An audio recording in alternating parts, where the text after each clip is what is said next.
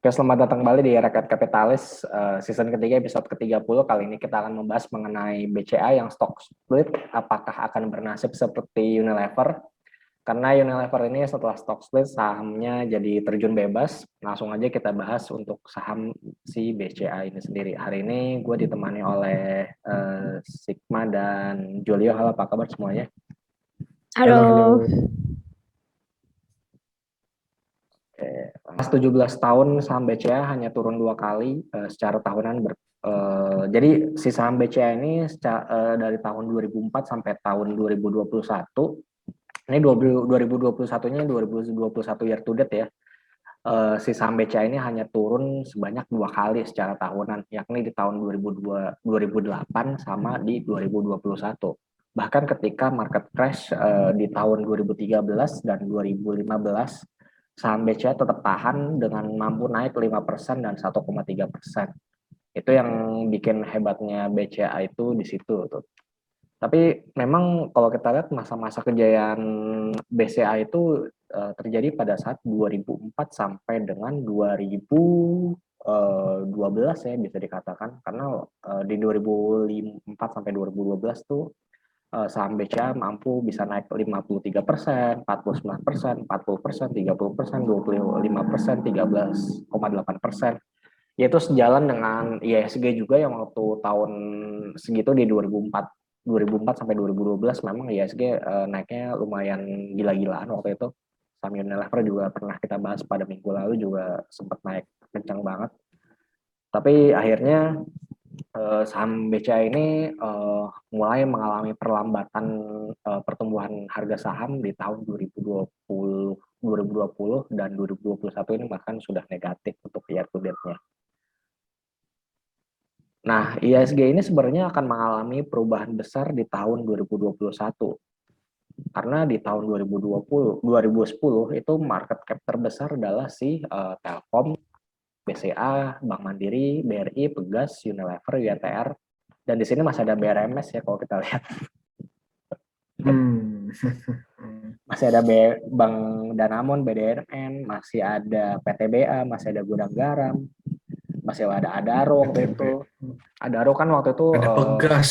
ada Pegas yang dulu top 5 ya, 1, 2, 3, 4, 5. Dia top 6 lah.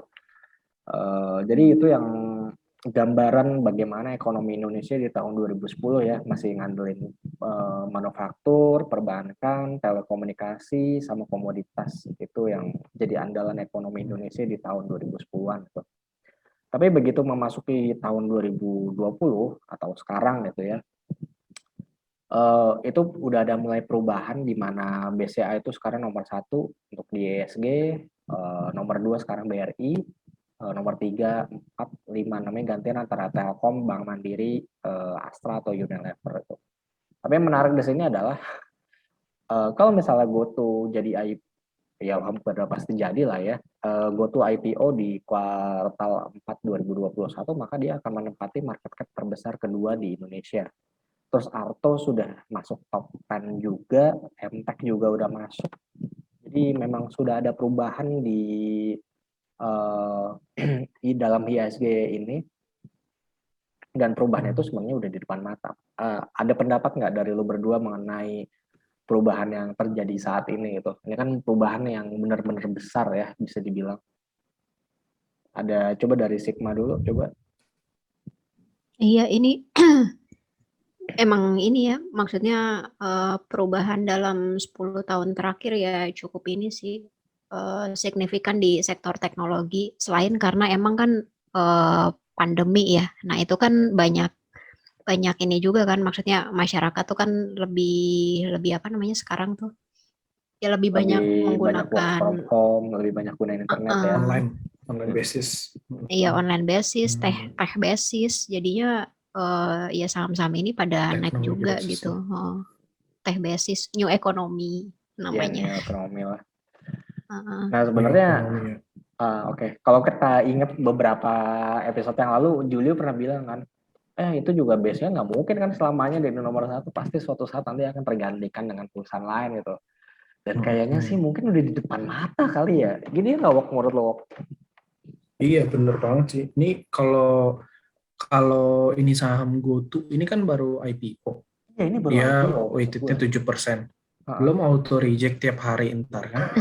Iya, kalau nasibnya Iya kayak kan? Arto tuh yang ribuan persen kan. Iya, Nah, udah auto selesai reject tuh. tiap hari selama berapa hari Gak gitu. usah, Tapi enggak. ada aturan baru ya. Iya, sekarang yang Sebulan cuma boleh naik berapa ya? 100% atau iya berapa ya ya? Kalau nggak aturan salah. baru kan yang apa sih? Ya kan? Iya, Nah, batas itu kenaikannya. bisa gampang banget kesalip itu BCA. Belum Iya, lagi apa tuh yang baru yang mau IPO Bukalapak. Bukalapak. Hmm. Bukalapak tuh. Bukalapak nggak tahu deh gue kalau di IPO berapa weightednya ya.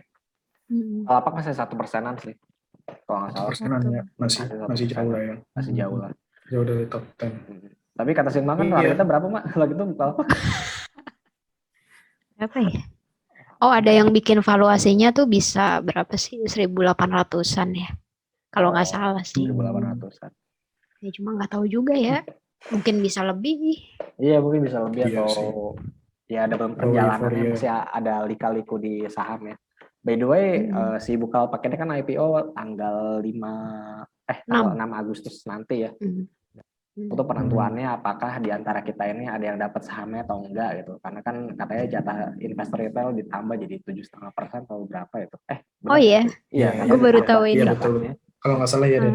Jatahnya untuk retail ditambah, jadi mungkin akan bisa apa ya, menari-nari sahamnya lebih mudah lagi nanti ke depannya. Sayang gue nggak memanfaatkan. Ya, semoga nggak flop sih. Iya, semoga nggak flop ya. Hype-nya kan udah tinggi banget. Tenang aja, Pak. Gue kan udah berkorban. Gue kan nggak beli supaya harganya naik kan. Iya, ini mitos ya. Si Farhan. Ini mitos ya. Kalau Julio nggak beli sahamnya itu biasanya naik. Kampret. Ya. Jadi memang kita balik lagi. Jadi memang akan ada perubahan besar di ISG ini karena memang GoTo ini cepat atau lambat. Tapi gue sih termasuk yang konservatif dalam menilai GoTo ya. Taruhlah dia naik auto reject, tapi nggak mungkin auto reject terus kan.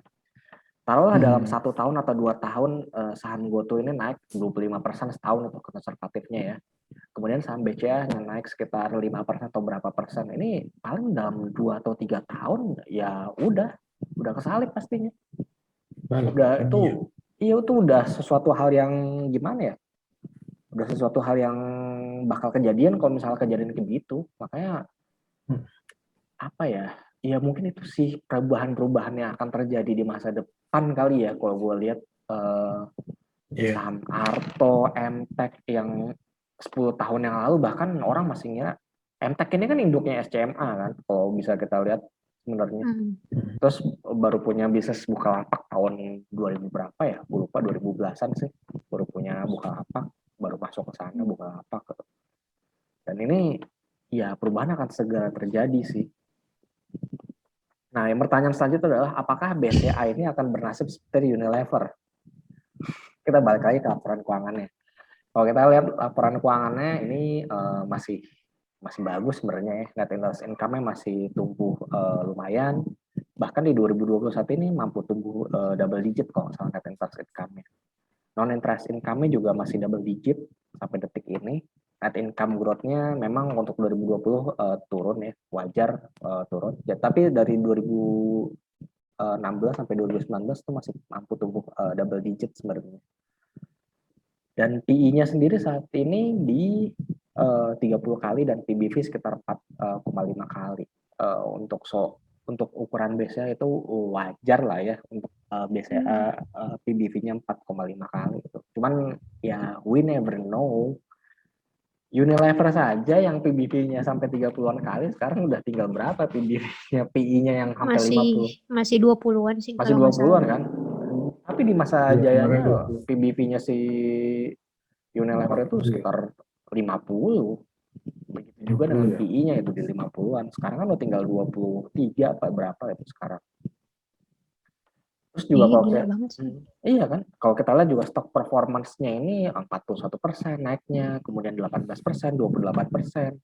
Masih double digit lah. Tapi ya we never know in 2021 itu seperti apa gitu. Apakah nanti di bulan Oktober nanti BCA ngebut lagi kayak waktu tahun 2020 sehingga harga sahamnya bisa naik lagi, atau justru malah tetap sideways untuk sahamnya. Dan kalau kita lihat asetnya juga ini nggak main-main ya. Dari 2016 itu sekitar 676.000 triliun, di 2020 itu 1 kuadriliun kalau kita bilang ya. Ini namanya kuadriliun ya. Jadi 1075 triliun itu sama dengan 1 kuadriliun. Wih. Itu asetnya BCA ya. Jadi kalian bisa bayangkan betapa besarnya BCA itu. Dan APBN kita berapa ya kalau nggak salah? Ininya 2000 triliun ya? 2000-an deh kalau 2000-an triliun kan. Dan ini 2000 udah asetnya BRI ini udah setengahnya dari APBN kita itu. Separohnya. Separohnya. Itu Masih gedean BRI tapi Pak. iya Mas gedean BRI. Itu maksud gue ini bank swasta ya, menunjukkan betapa besarnya si BCA itu maksudnya. Kemudian dari segi equity-nya juga masih tumbuh double digit juga, equity-nya bagus banget kalau gue bilang 16%, 15%, 14%, 6%. Mungkin dari sisi kreditnya aja yang juga masih mampu tumbuh double digit, ya 2020 ya wajar lah dia turun. Dana pihak ketiganya juga masih mampu tumbuh double digit gitu. Jadi memang kalau bisa kita bilang ini ya, kinerja BCA itu masih sangat sehat kalau bisa kita bilang. Lebih sehat daripada saat Unilever mau stock split kalau gua rasa. Benar nggak pendapat Iya. gua? Iya kan? Lagian 2 tahun terakhir ini kan tadi itu laba atau salesnya sih yang melambat? Apa tuh? Net profitnya ya. Oh, net profitnya iya, net profitnya malah. Net interest ya, sorry Bang, income. beda ya ininya. Beda. Itu kan karena ini sih tingkat suku bunga acuan kan emang lagi rendah terus kan. Jadi net income-nya ya ini melambat gitu. Mungkin nanti kalau udah mulai balik pulih normal ya. Terus BI rate-nya bisa dikit-dikit dinaikin lagi, ya bisa ini lagi kali. Bisa net interest-nya. Nah, menurut lu berdua nih, ini biasanya nih akan seperti Unilever atau ya turun pelan-pelan aja, itu nggak akan semenyedihkan Unilever itu apa gimana? Lu ada pendapat lain nggak? Lu berdua. Juli udah coba. Lu punya pendapat lain nggak soal BCA? Kalau gue sih, ya gue rasa semua orang pasti mikirnya enggak ya. Nggak bakal seperti Unilever kalau mau memprediksi. Apalagi ini top nomor 1 market cap di IHSG, ya kan? Pasti orang semua ngincer. Dia juga kan dia tujuan stock split ini kan supaya lebih liquid kan sahamnya di market. Dari harga 30 ribuan dibagi 5 jadi cuma 6 ribuan kan. Sangat bersaing kan buat dibeli sama retail mungkin yang tadinya beli 30 ribu kan berat. Kalau menurut gue sih enggak sih gitu. Apalagi dia punya potensi juga buat mendukung tadi yang tech basis gitu loh. Ekonomi karena dia juga bisa banget, emang udah jadi digital banking kan. Iya, dia ngajuin izin. Dia bisa ikut meramaikan juga di tema internet sama tech basis yang sekarang lagi booming ini gitu kan. Ini bukan ngajuin izin ya, Ma ya. Si BCA ini punya anak usaha namanya BCA Digital, itu emang udah launching maksudnya. Iya kan? Iya ya. BCA Digital ini udah launching. Mungkin ya gua rasa ya. Yang akan seksi itu BCA Digital nanti dalam beberapa tahun BCA Digital kalau IPO. Iya, kalau IPO seksi ke depan. Tapi kan holdingnya juga pasti loh kalau. Iya. Ya kayak sama aja kayak buka Tech-nya udah lari duluan kan. Tapi yang apa ya? Udah resmi bisa dipakai gitu ya? Udah. Yang BCA Digital. Udah aplikasinya di Play Store udah ada kok, Ma. Soalnya gue pernah download kan, terus ini tuh mesti ke teller ya biasanya atau ke iya. ke CS dulu atau enggak gitu, karena pas gue coba-coba sendiri kan belum bisa. Sekarang udah bisa sih, nama aplikasinya Blue kan kalau nggak salah. Iya, Blue. Blue. Berarti kalau lo udah bisa transaksi pakai yang digital ini, BCA Digital? Gue belum coba transaksi sih ya. Tapi setahu gue sih udah yang download, yang pakai itu udah banyak gitu. Gue ngeliat di reviewnya sih udah banyak yang pakai. Ada ya reviewnya ada yang jelek juga sih, katanya belum bisa inilah itulah. Tapi orang udah pada nyoba, Mak. Orang udah pada nyoba. Dan gue mikirnya Beda ya Pak sama beda. BCA Digital itu Hmm. Bank Royal yang diakuisisi sama Bank BCA. Benar-benar pure mau dijadikan Bener-bener pure mau digital dijadiin payment. bank digital memang tujuannya. Gue sih mikir gini ya, BCA Digital itu kalau misalnya bisa transaksi kayak seperti kartu kredit aja, gue akan pakai BCA Digital secara full. Maksud gue Sorry, kayak kartu kredit tuh gimana? kayak Jenius itu kan sebenarnya dia bisa kartu debitnya kan Visa ya. Dia bisa dipakai untuk kayak bayar Netflix, bayar kalau misalnya kita keluar negeri itu bisa dipakai pakai Jenius itu. Enaknya di Oke. situ. Iya, enaknya di situ pakai Jenius itu. Nah, gue mikir gini, kalau si BCA Digital bisa mengaplikasikan apa yang Jenius punya di BCA Digital, gue mikir yaitu buat apa gue pakai Genius gitu, gue mendingan pakai BCA Digital aja toh. Kalau transaksi dari BCA ke BCA Digital itu nggak ada fee-nya apa segala macem gitu. Jadi ya buat apa gue install Genius, ibaratnya gitu kan, maksudnya secara logikanya kalau gue sebagai pengguna BCA ya, gue sih mikirnya kayak gitu. Tapi sekarang sampai saat ini sih dia cuma bisa deposito sama transfer aja sih. Untuk yang fitur yang gue inginkan itu sampai sekarang belum ada. Payment belum ya? Belum. Payment kayaknya udah ada deh payment. Soalnya gue belum bisa review secara full soalnya belum lihat banget itu. Tapi yang by download sih udah lumayan kayaknya. Nah kita lihat dari sisi harganya. Harga sahamnya kalau kita lihat ini ya udah sideways-nya dari bulan Juni sampai Juli, sekarang udah hampir 2 bulan sideways-nya gitu. Setelah si BCA ini ke puncak tertingginya sekitar 36 ribuan terus turun. Jadi memang saat ini lagi di area kalau jangka menengahnya sih masih downtrend ya, bisa dibilang. Iya, jangka menengahnya downtrend. Jangka menengahnya downtrend sebenarnya. Cuman kalau jangka pendeknya sih ya sideways lah ya. Soalnya masih bergerak di area 29 berapa nih? 29.000 sampai 31.000. Jadi ya apakah setelah stock split nanti akan turun banyak ya who never knows. Coba kita lihat Unilever seperti apa sih waktu itu. Unilever 8.300. Unilever turun lagi apa enggak sih? Enggak kan ya? Unilever masih Itu doang. Dari minggu kemarin situ aja kan sih ya? lagi masih sideways lagi, cuman belum tahu nih arahnya mau kemana. 4443. 4443 naik ya. masih.